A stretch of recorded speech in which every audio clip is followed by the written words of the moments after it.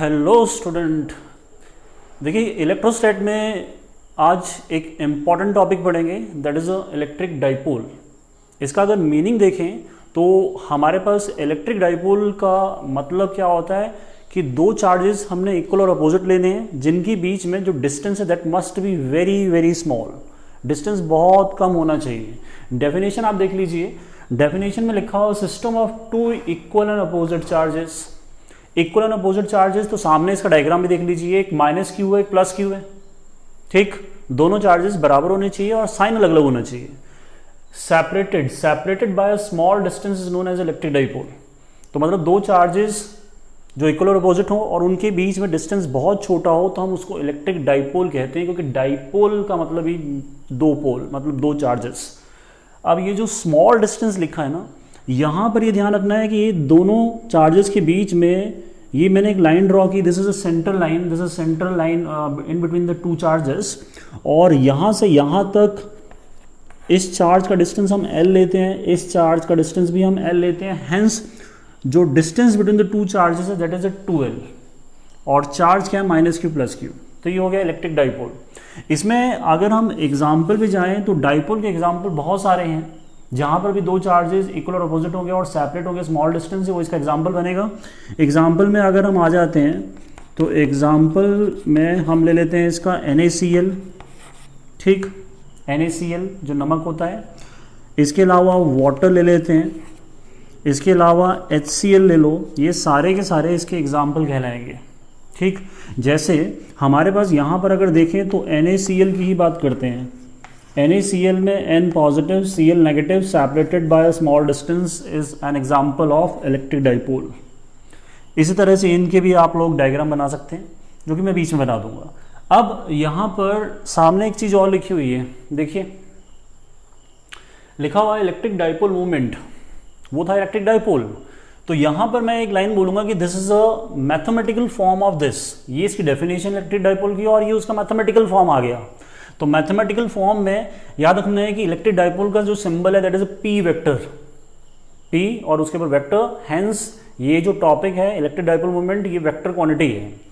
अब इसकी सामने डेफिनेशन जो लिखी हुई मैथमेटिकल फॉर्म रिप्रेजेंट कर रहा है वो है इट इज द प्रोडक्ट, मतलब multiply of magnitude of either of a charge and the dipole length. Dipole length हम किसको कहेंगे, जो हमने यहाँ पर कहा ना स्मॉल डिस्टेंस 2L, उसी को हम डाइपोल लेंथ भी बोलते हैं।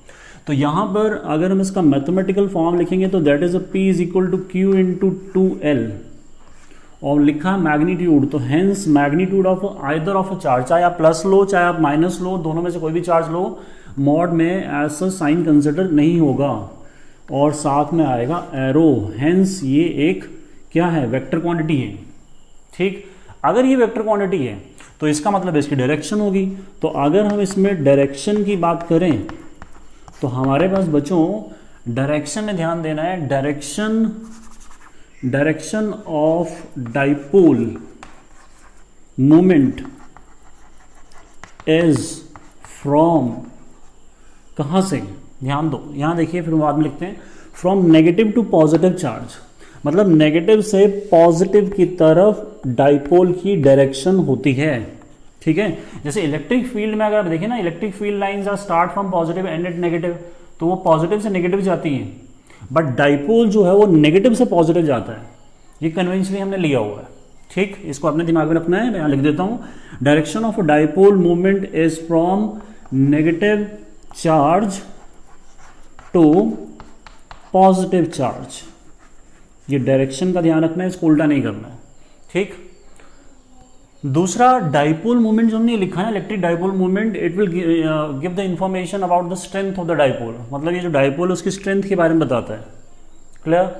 अब एक चीज और कि मैंने जैसे इसमें एग्जांपल लिखा वाटर, तो वाटर जो मैंने इसमें ये एग्जांपल लिखा हुआ है, वाटर को यहाँ पर हम मानते हैं कि water is a very good solvent. Why? Because water is electric dipole. अगर वाटर इलेक्ट्रिक डाइपोल नहीं होता तो वो एक गुड सॉल्वेंट नहीं होता है। जैसे हम लोग वाटर का एग्जांपल यहाँ डायग्राम बनाएं तो आप लोग जानते हैं ये H, ये H2O, तो यहाँ पर O आ गया। इस तरह से इसका डायग्राम बनाते हैं और इसमें जो एंगल आ जाता है दैट इज़ 105 डिग्री। ये 105 डिग्री लिखा है मैंने, और ये पॉजिटिव है, ये पॉजिटिव है हाइड्रोजन, और ऑक्सीजन जो है नेगेटिव है। तो positive negative separated by small distance, तो ये डाइपोल हो गया एक, और यहाँ पर एक पॉजिटिव है नेगेटिव, तो ये भी एक डाइपोल हो गया। तो ऐसे कह सकते हैं कि डाइपोल इन वाटर दो होते हैं, ठीक। और वाटर डाइपोल है इसलिए वो एक गुड सॉल्वेंट है। देखो बच्चों, इलेक्ट्रिक डाइपोल जो अभी हमने डेफिनेशन पढ़ी उसको थोड़ा सा और क्लियर करते हैं बाय न्यूमेरिकल। न्यूमेरिकल लिखा है 3 charges -q + q -q + 2q are placed at the corner of equilateral triangle, ठीक, पढ़ लो आप लोग। और जो इक्विलेटरल ट्रायंगल है उसकी साइड क्या दी हुई है, a। आपको पूछा है कि इसमें नेट डाइपोल मोमेंट क्या है। मतलब नॉर्मली एक डाइपोल का फॉर्मूला क्या होता है, P = Q × 2L, ठीक।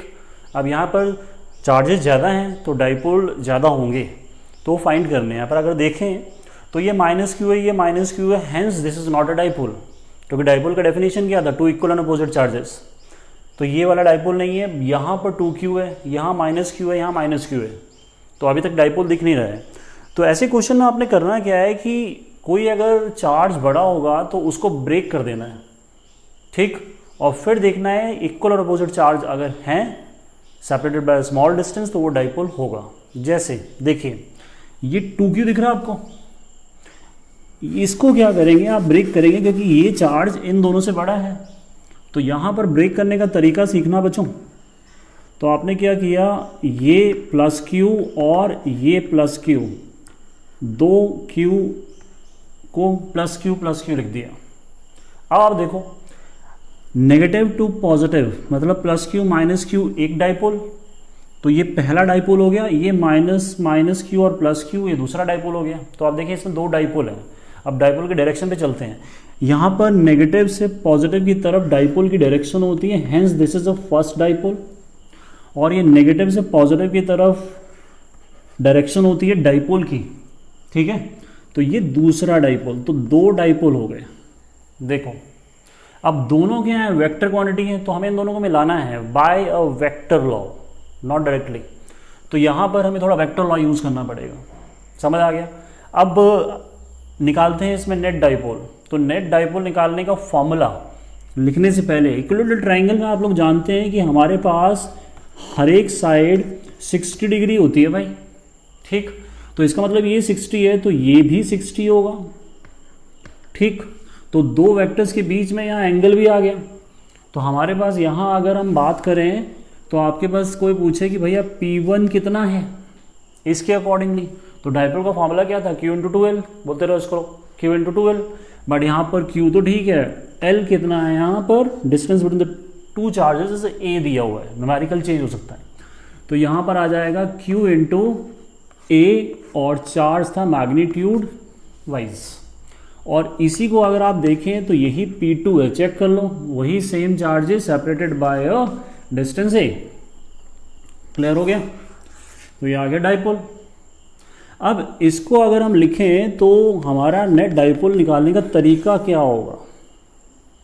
वेक्टर का फॉर्मूला याद है, रिजल्टेंट वाला, टोटल वाला, √a² + b² + 2ab cos θ।